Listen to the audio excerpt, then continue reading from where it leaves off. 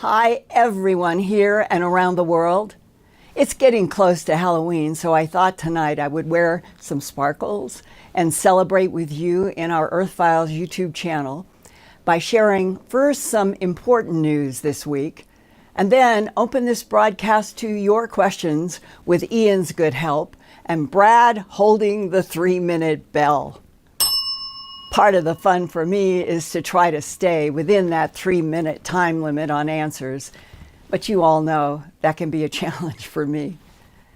This past weekend on Sunday, October 23rd, 2022, came this interesting engineering science headline, quote, NASA team is set to study mysterious, unidentified flying objects. The ultimate purpose of the group will be to recommend a roadmap for potential UAP data analysis, close quote. NASA itself, on Friday, October 21st, announced that 16 people have been selected for the Unidentified Aerial Phenomena Study Team that began its first day of work this week on Monday, October 24th, and 6 of the 16 are females.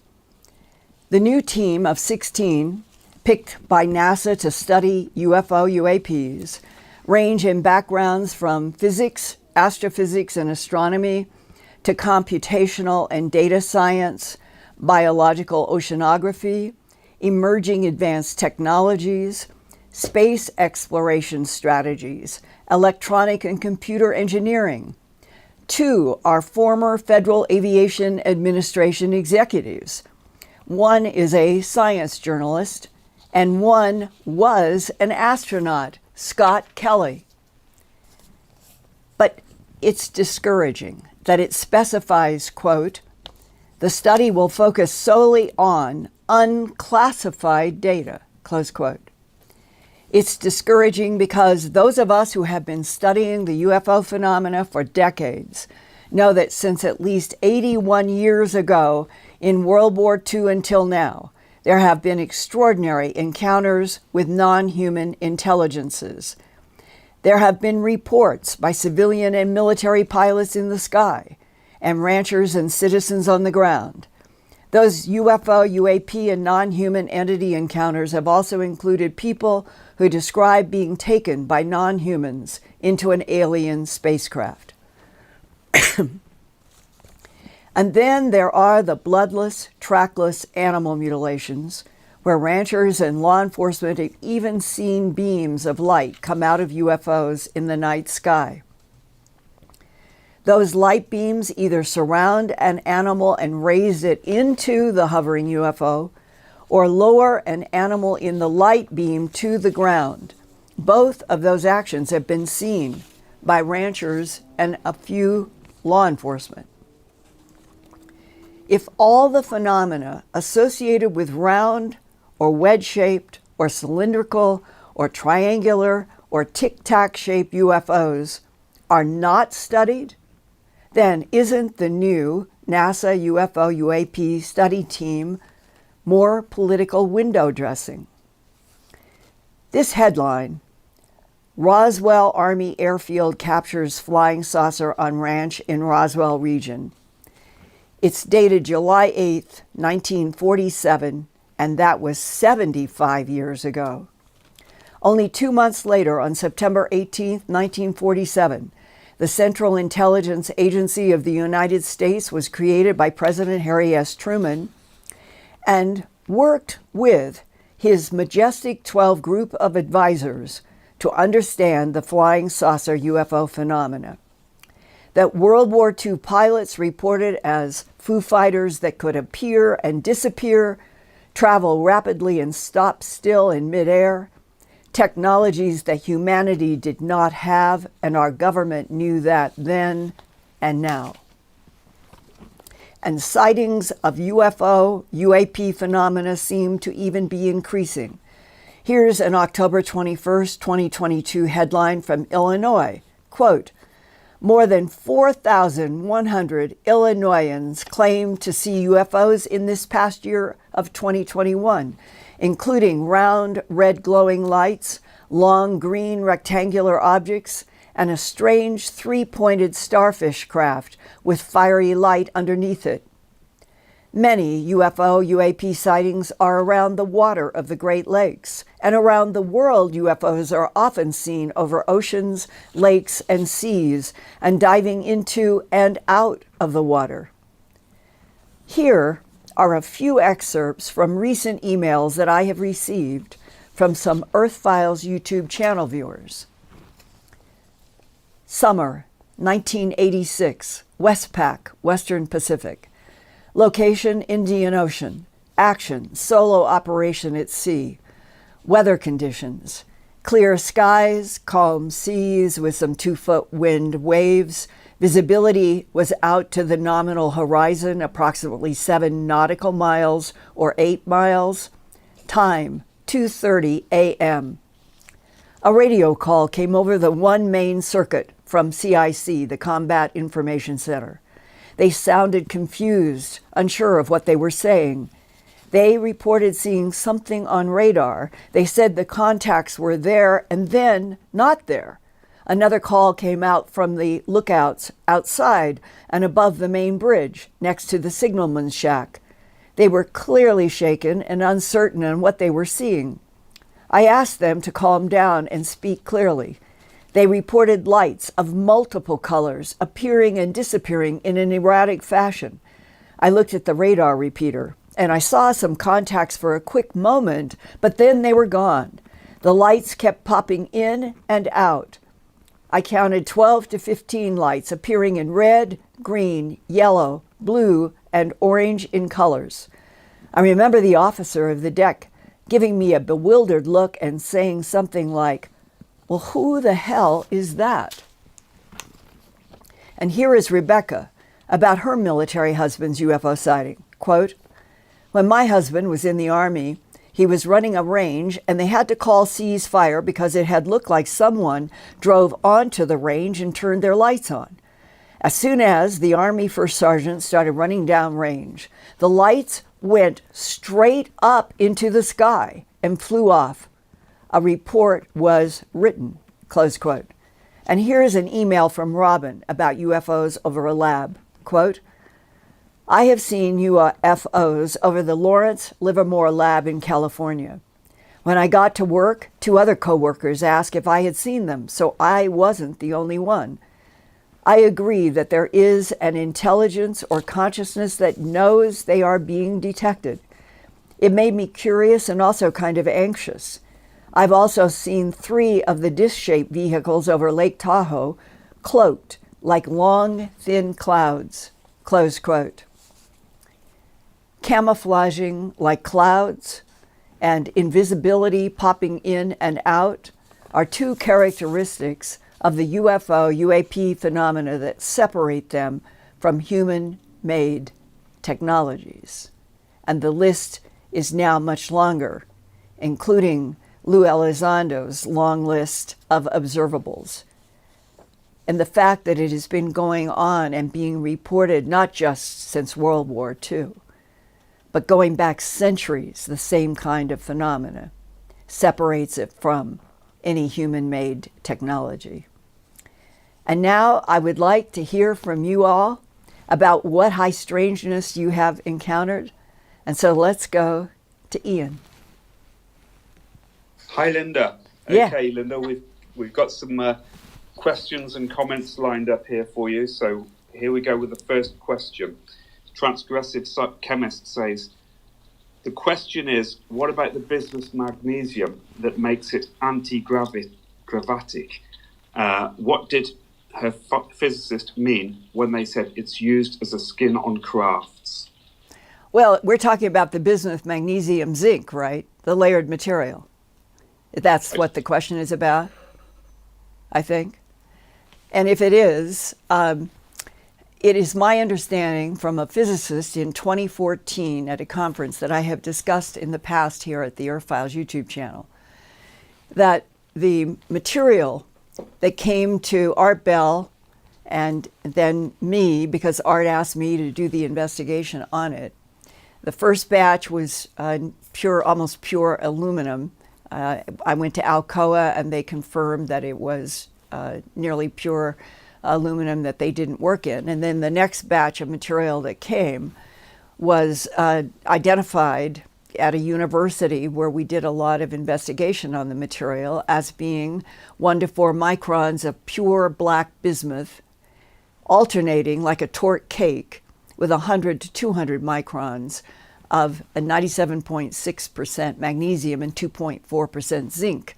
And those layers, one black, one silver, alternated in what came to be known in my reporting as the bismuth magnesium zinc unusual material. And at a conference in 2014 where I was talking about the bismuth magnesium zinc, I had been surrounded by people in questions, which is often some of the best times to talk with people who are scientists and are sensitive.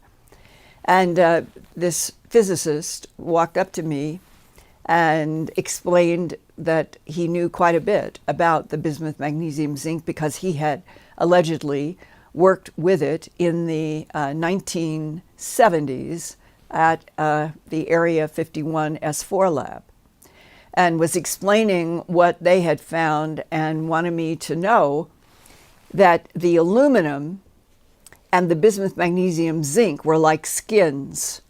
That was the physicist's words.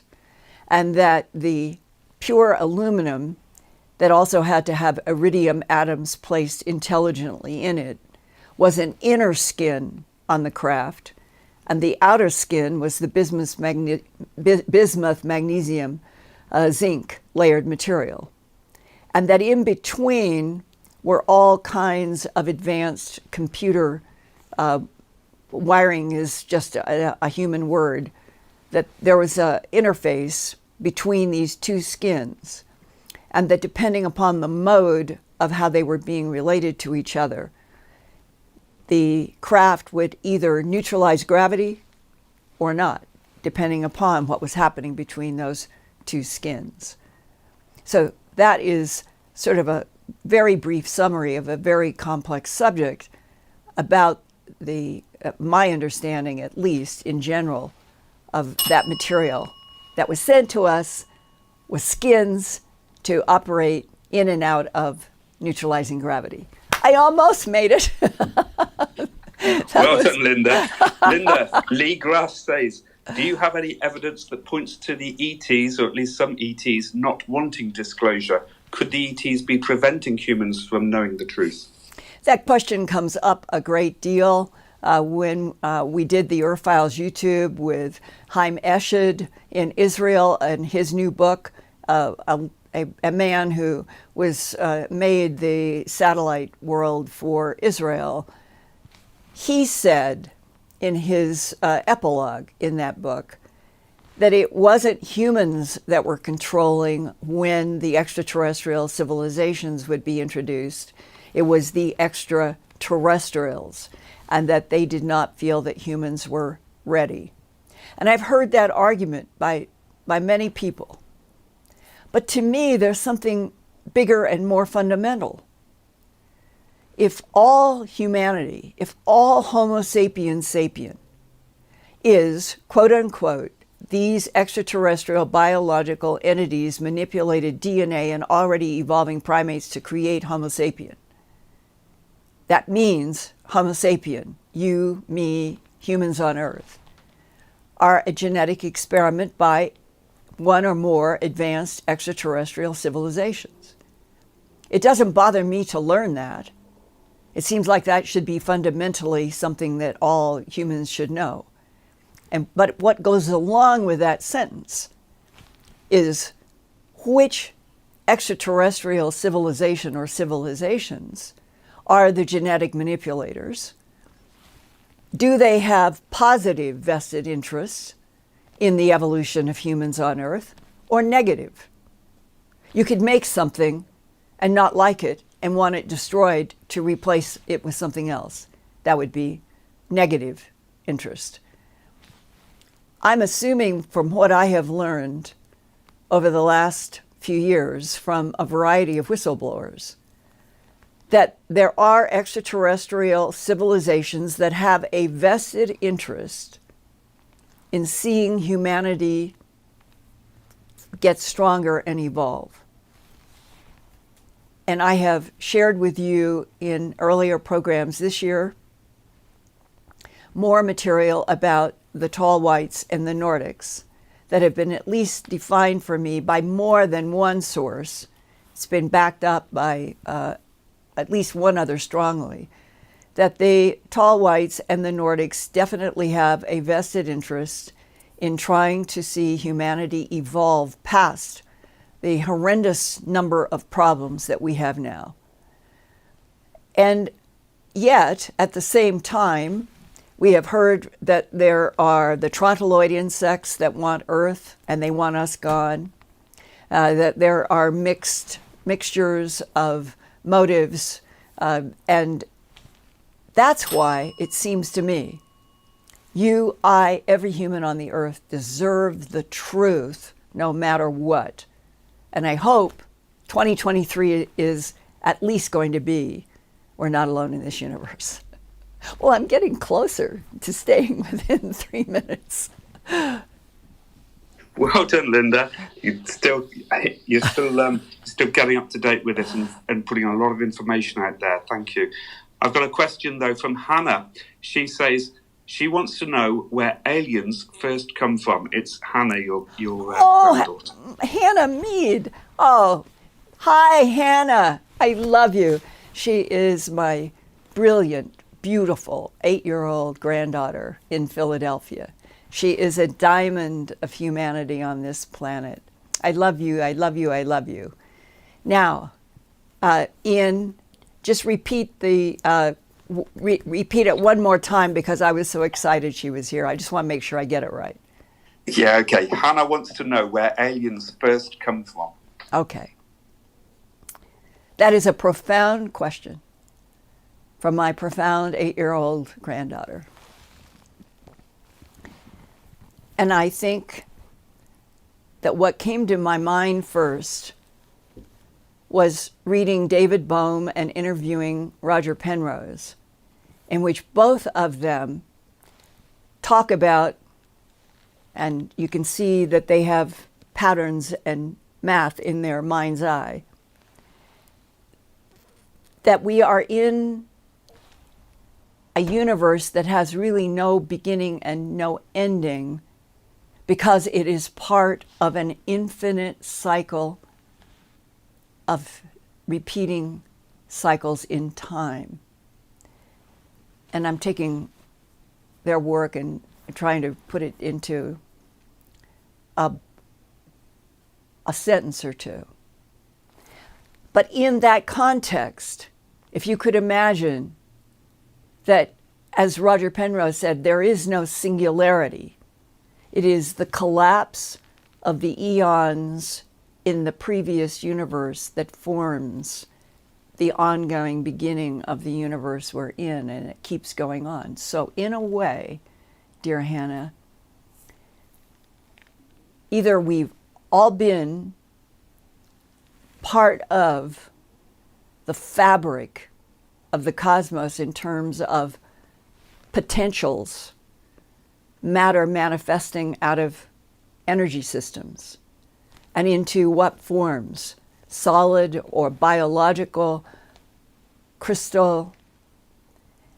In a way, we've always had the potential to be. And now we humans are at this line in the sand where we're finally going to be introduced for the first time officially to extraterrestrial biological entities of many types, many kinds, with many agendas of their own, in a universe in which I hope and pray that humanity on Earth will be helped, that we will be able to get past this very, very rough time on Earth and evolve to where there are no more nuclear threats, that we will know how to dissolve away COVID diseases before they happen, and that your life going into other lives will continue in the cycles, as Roger Penrose said. It's just cycles and cycles of time in infinity. So the ETs and humans are here simultaneously, past, present, and future. That's my answer. I love you. Oh, I love you, Hannah. Hi, Laura. My dear, dear daughter, Laura.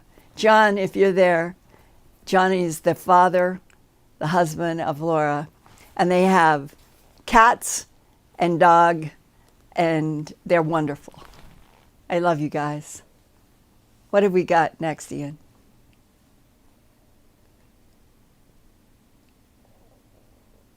Is he in there? Linda, Rennie Cruz says, Linda, and she's talking about the bismuth magnesium. Is it the same metamaterial alloys I saw you hold and show in the episode on Quest TV, where you showed layers of metal manufactured together by extraterrestrial aliens that can't be done here on Earth? Yeah, it is what Hal Puthoff and the Army and Jacques Vallée and we've all tried to work and understand, and I've worked with several people on that bismuth magnesium zinc layered material, and it's now being studied by the Army. And that would be, yes, the outside skin according to the 2014 physicists. I know it's like we need a playbook. I've got the 1999 Defense Intelligence Agency analyst, and he told me a great deal about extraterrestrial civilizations. And there's the 2014 physicist at Area 51S4 who knew a lot about the bismuth magnesium zinc and knew a lot about the potential for 2020 to 2030 to be a really difficult decade. And we're in it. But out of it, if I understand and understood him correctly, there may be a lot more to go.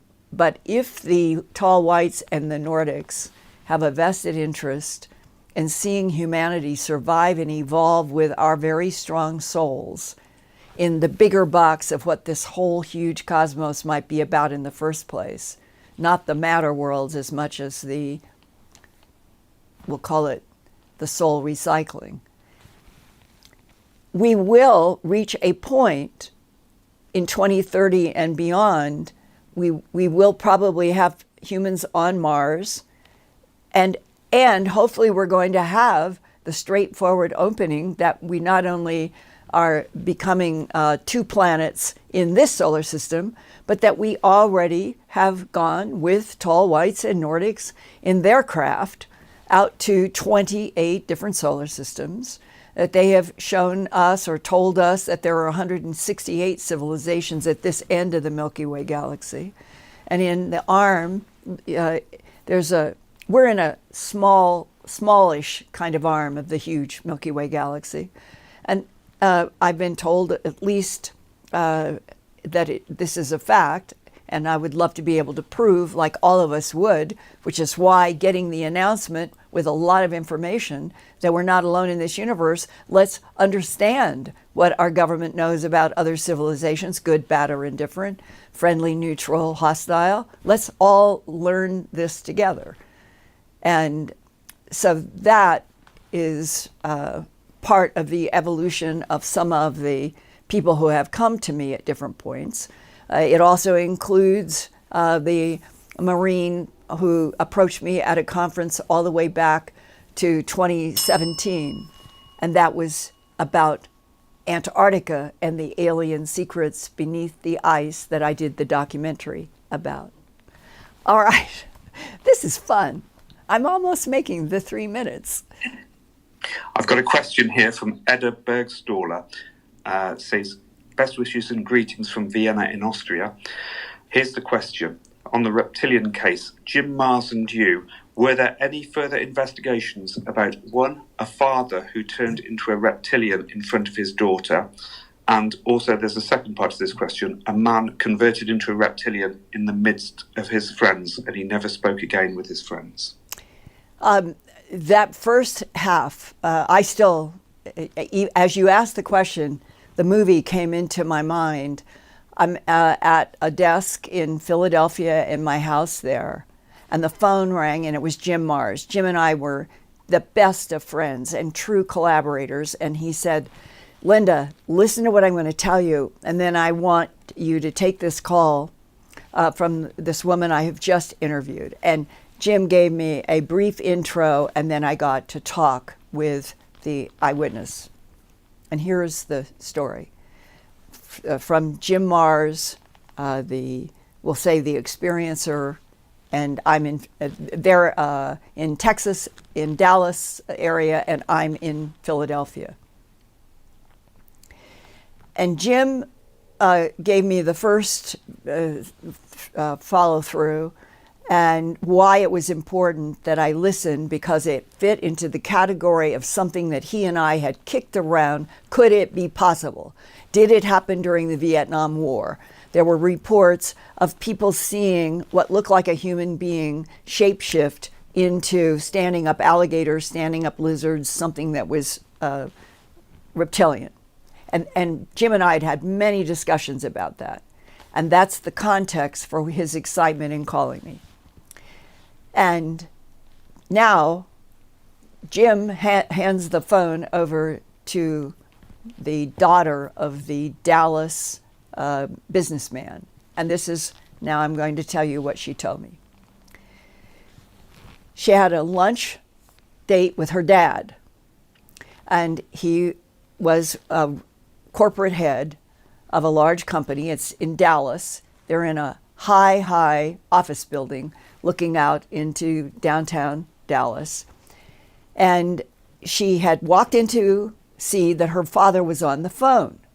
And he waved, and she waved, and she turned to stand to look out the window of the skyscraper down onto the cars and the streets and everything.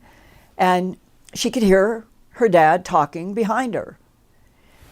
And she was kind of in a reverie as she was looking out the window. And then she looked at her watch, and a few minutes had passed, and she turned to do this to her dad, meaning it's late and we need to go. As she turned, doing this, her father was standing with the phone clutched to his ear, the same shirt, the same suit legging, but instead of seeing her dad, it looked to her like a standing up alligator. And she was so shocked, she grabbed up her purse and ran out the door. She saw her father again, and she said, I couldn't ask him because I didn't know what the happened. And that is when Jim called me and I got to talk with her. None of us know what happened. I never heard further. Jim never got any further on that story. But I've just related, hearing it firsthand from her, I believe something like that happened. And how does it work? How can you be looking like that and flip into something reptilian? And other people have said they can flip back. I have no idea how that works, but I know that there are enough reports that something like that does. So if there's anybody here tonight, it's worth going over time. I realize I'm going over time. It's worth asking you if you've ever had the experience, you know anybody who has, or you're a scientist or a medical person who has been brought into UFO investigations where there's been shape shifting. I would love to hear more. Thank you. Thank you, Ian. Yes, I've interviewed somebody who's seen a person shapeshift into a reptilian on, I think, 2 or 3 occasions. Where was that? In Suffolk, in England. And maybe I should put you in contact with her as well. Yeah, thank you. Okay, Linda, you asked for people's experiences. Julie says, I've had lost time and guessing that whatever took me took my memory of what happened. We were discussing missing time earlier. One of the most common characteristics right from the beginning of UFOs and abductions and everything starting to really penetrate the knowledge of humans back in the 50s to the 60s. One of the most common of the characteristics of people saying they have missing time.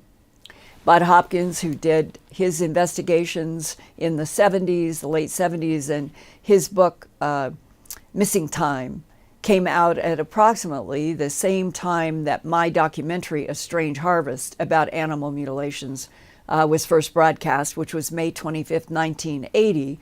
And Bud's book came out around that same period of time.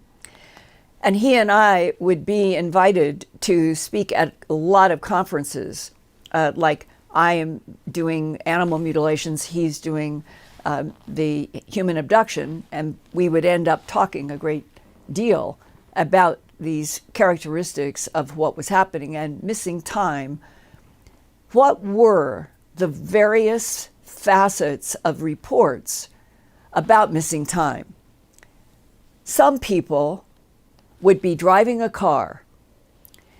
Something would have happened in the car that made them look at their speedometer.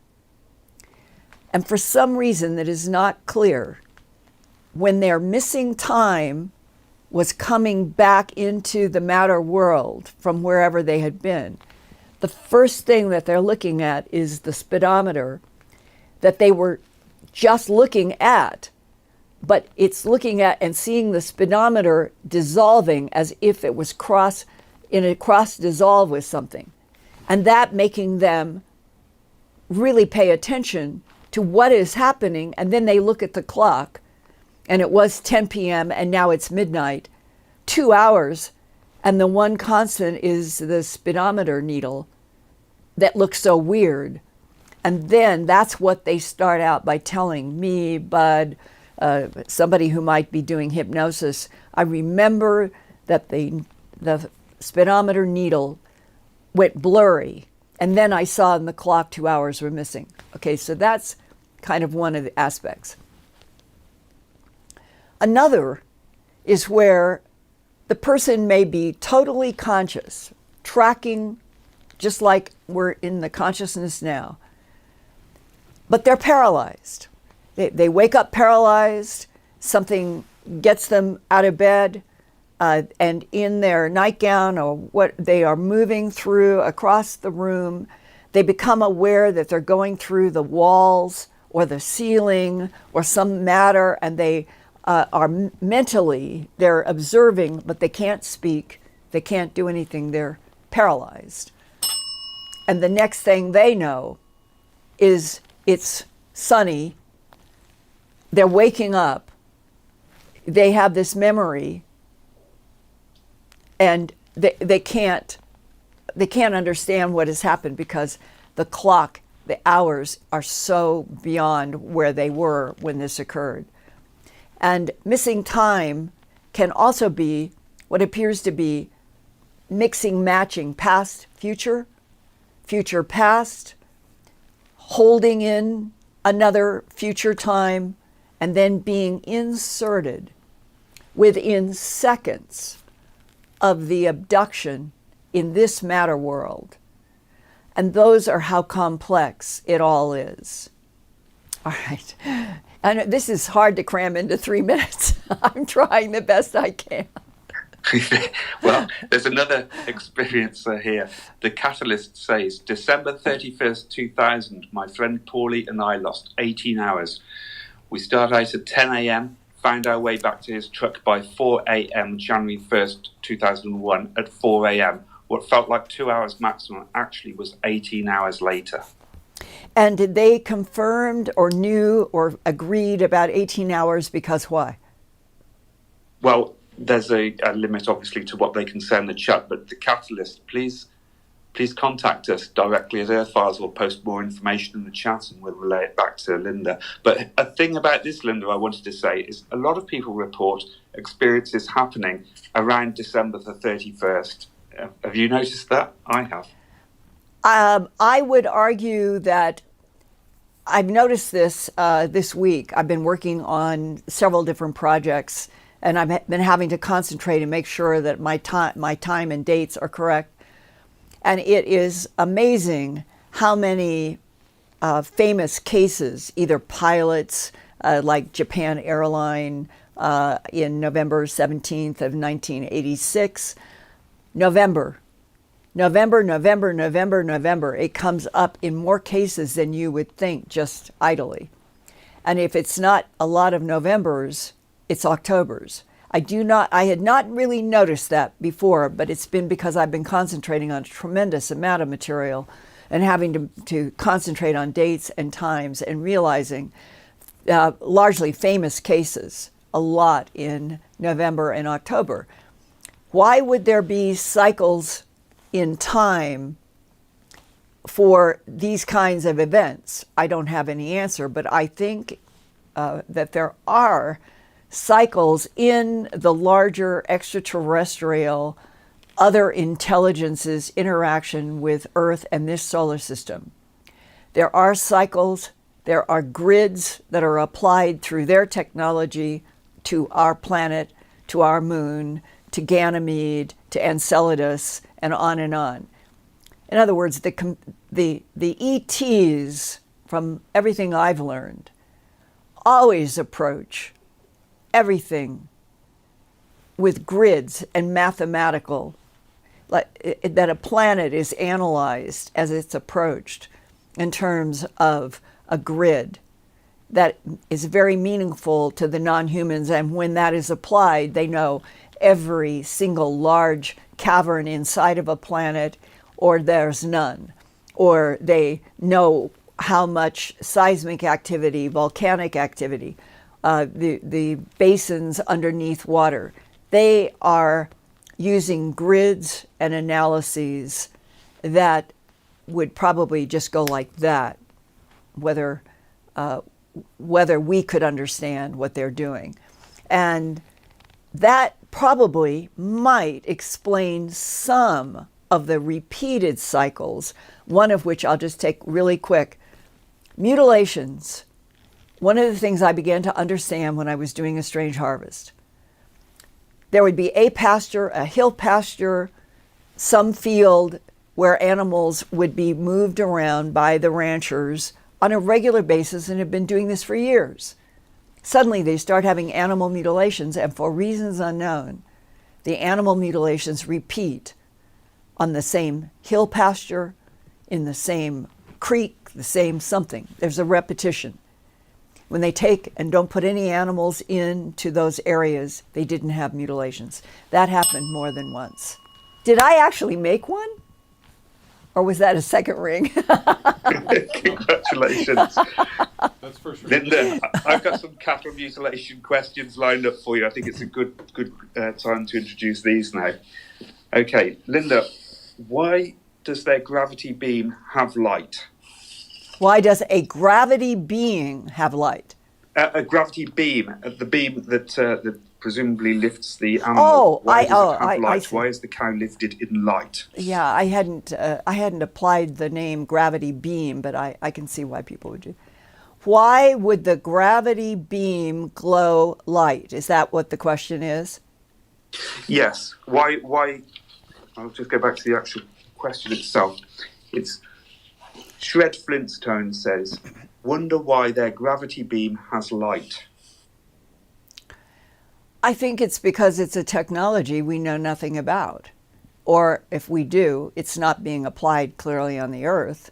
The fact that it can neutralize gravity inside of that light being, if you went back through centuries, when you go back into some of the oil paintings where there's a beam and there are people and we're so surprised to see that beam, I think that the paintings, as opposed to being religious, I think they have to do with the technology, the same technology of extraterrestrial civilizations that have been coming and going on this planet. As the DIA guy told me in December 1999, our government has proof that 3 competing extraterrestrial civilizations have been manipulating DNA on this planet and harvesting material for at least 270 million years. And when you grasp those words in your mind, think of how advanced technology would be for something that makes us, say, 45,000 years ago, and they have been interacting and traveling in and around the solar system for at least 270 million years. So the idea that they have technology in which photons are emitted from a beam that can manipulate gravity, that doesn't surprise me, but I can't explain the physics. If somebody listening can, please let me know. What else have we got, Ian? Yeah, here's another one. And this one keeps cropping up. From Raptorman43, the only question I have about cattle mutilations is why do they bring the cow back? Or is it because they are doing the cattle mutilations right there on the spot? It's been an excellent question from the very first interview that I did with Sheriff Tex Graves in Logan County that you all have heard me say, looked at me eye to eye and said firmly, Linda, the perpetrators of these bloodless, trackless animal mutilations are creatures from outer space. And then at some point also in that same discussion, he said one of the things that puzzled me and every sheriff that I've talked to who's dealing, whatever it is, they can come in and out of pastures like that. Why do they leave the bodies to be found? And we had a discussion in terms of the most logical, immediate conclusion. They want the bodies to be found because they want some message sent. Now, I remember when he said that, because that was the first discussion in my life that I ever had with anybody about mutilations and beams of light lifting up animals, and that the perpetrators were creatures from outer space, was that meeting with Sheriff Tex Graves. And we ended up going a little bit further, and because we talked about flaunting. I remember this very specifically. He and I both sort of came up with, what are we seeing when we look at all these Polaroids, the lack of tracks, absolutely no blood, no fluid on dust, the fact that there are no tracks. How does a 1,700-pound cow get to where they are with an ear, eye, tongue, jaw, genitals removed, and there are no tracks around the body? You automatically, as he said, you look up into the sky, almost like knee-jerk reaction. It had to have been lowered from something to this place where it is lying. And that's how it started with law enforcement. There is an aspect that I began to sense as I was working on the difficult project of trying to understand animal mutilations. If there are multiple types, and that comes up very quickly as soon as you are into one of these subjects, because you start hearing about people encountering ETs in a farm, or and then abductions and all of that. And you say, well, what did they look like? And you start getting slightly different descriptions. A lot of them, of course, the grays seem to be predominant in the United States stories, not necessarily in Europe and other places, but in the United States, as being the ones most associated with the missing time and the abduction syndrome, but not entirely. And so there are different ones. If there are different ones, what is their relationship with each other? Are they allies? Are they enemies? Are they neutral? What's their relationship? Let alone, what are all the different types relationships to this planet and why they are here, what do they want, and what is their motive for flaunting their ability to take a 1,700-pound cow, because there's no tracks, no signs of anything, but it's found lying with the ear, eye, tongue, jaw, genitals, rectum, tissue taken, and no fluid. This is flaunting. This is saying, this is something the royal we of the mysterious other intelligence, we can do, and you can't. Now, all of you take that and think about it inside of your own mind and your own personality. Why would something of an extraterrestrial nature want to flaunt? I don't have an answer, but the questions sometimes are the most valuable part. I've found when you finally start getting to certain question areas, you are opening up ground that probably needs to be opened up and discussed. So, all right, Ian, what else have we got? I was long on that one, but that was an important question. Yeah, have a breather for a moment, Linda. Let's do the super chats. Oh, yes, you guys. Okay. Oh, wait, all, Ian. Sorry, Linda, go ahead. Yeah. How many people did we have on last week's show that came, the number that we exceeded today? That you yeah, last week's show is just under 60,000 views so far. 60,000 views, you guys, from last week. Keep coming. Let's keep expanding and evolving so we can have that big, big, big celebration at 250,000. I was thrilled that we had 60,000 this week. So let's keep going. All right, go ahead. Please like us and subscribe to us as well. Yeah. Here we go. Moonbird, and we wish him a recovery as well, a swift recovery. Oh, he's still got COVID? He's just said in the chat he's wiped out from the hospital. I guess he's home now, but yes. God bless. And Mark Petrie, Terry D, Judy Graham, Flucto, Samuel Fogelgren, Yen Yang Glow, Whisper of Love, and Brennan. Thank you very much. Yes, thank you, thank you, thank you. Linda, Feeding 5 says, please ask Linda why the military used to call UFOs alien reproduction vehicles. I've heard that before. Alien A, reproduction RV, ARVS, or ARVs. I've heard that before. If you go into my 2-volume book, Glimpses of Other Realities, Volume 1 and Volume 2,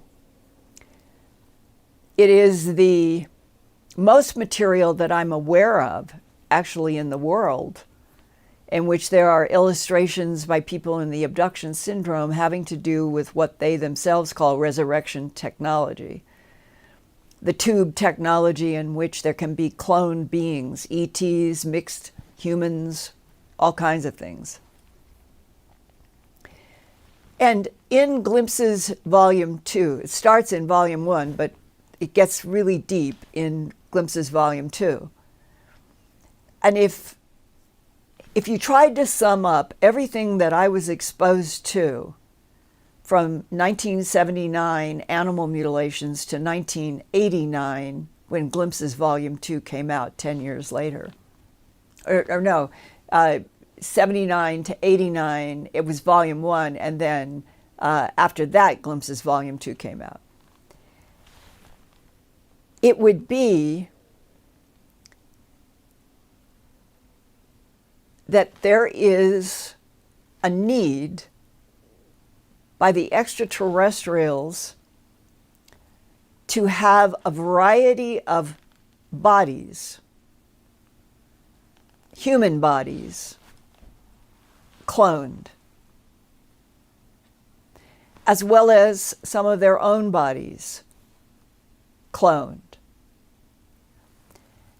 To clone bodies as complicated as human bodies, and to do it more than once or twice,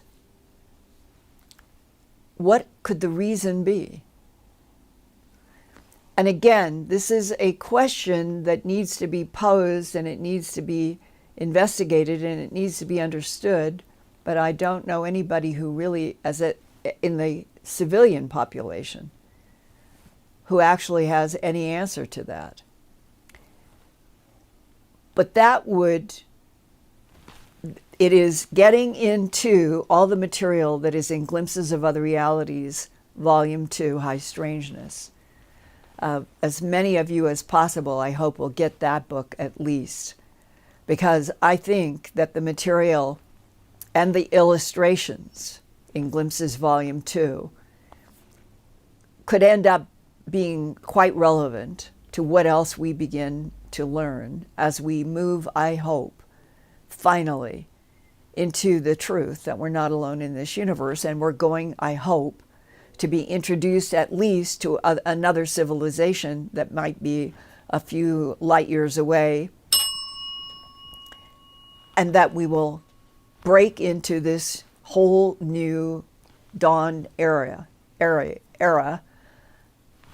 that beginning to realize that in order to understand humanity, we have to understand who made us and why, and what is their relationship to us now.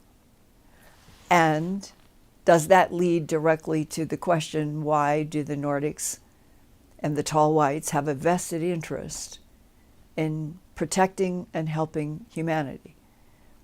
Thank God they do, and that they are there. But we know so few facts, and we've never been introduced to the biggest truth of all. The universe is filled with biological life, AI. It is teeming with consciousness. And you and I and every human, I think, deserve to know everything we can about that. And the thing right now is we're coming up to November soon, and then December.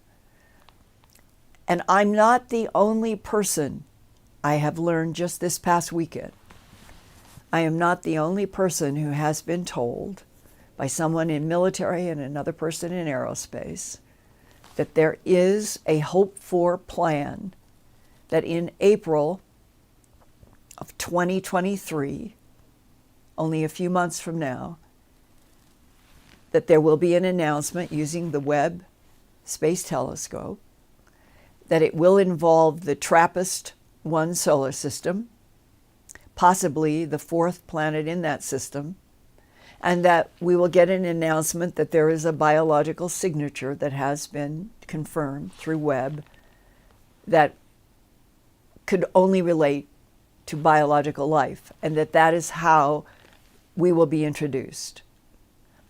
Far away, yes, we're not alone. We need to know a lot more. You're okay. There's nothing that will harm you. We are fine. And now we're entering the new age, and everything will go forward. Meanwhile, I know, for as far as I'm concerned, that we already have a space force that has been out in other solar systems. They know a whole lot. And eventually, the big goal, I hope, is that we finally get humanity on Earth synced up with all the knowledge that there is about this solar system and the many other solar systems with civilizations at just this end of the Milky Way galaxy, in the context of 3 trillion galaxies in this universe alone, teeming with consciousness. And April 2023 might be the first step. And it may be just biological signature. But I hope they don't stop there. I hope between all of you and people that are more and more people coming, and with more and more very, very high-end education. I'm stopped in airports. I'm stopped on the streets by people now who say, Linda Moulton, Howe, I know you're right. And then they tell me this unbelievable encounter that they've had. And I've never had that happen before, because people have been afraid to just openly talk about personal interactions with other beings. But it's happening now. I just was on a trip to Gaia in Denver and Boulder, did a wonderful shoot with Jimmy Church on a new series called Into the Vortex. It was just great. It was fun. And on that trip, in just one of my walks to go into Boulder to in the town we were at the St. Julius Hotel, just going and coming, I was stopped by different groups of people. And in one of them, a husband and wife, we talked for 90 minutes. And their knowledge, their education, I was like, Linda, you have lived to see people that are, they were hep on so many things. And I thought, if we all could have this discussion that I had on a sidewalk in Boulder, Colorado this past weekend, with a husband and wife who just recognized me on the sidewalk, and we ended up standing there for 90 minutes talking about all kinds of complex facets because they were so educated and their questions were so good. That's the world we should all be in. So with that, let's strive for it. Let's keep working. Please keep subscribing and hitting the like button. And next week, who knows? I'll be back with whatever is next up in high strangeness and reaching out to you guys for you to communicate with me through letter, through email, through ProtonMail, through FedEx, whatever way that works best. And I look forward to seeing you here next week. I love you guys. Hannah.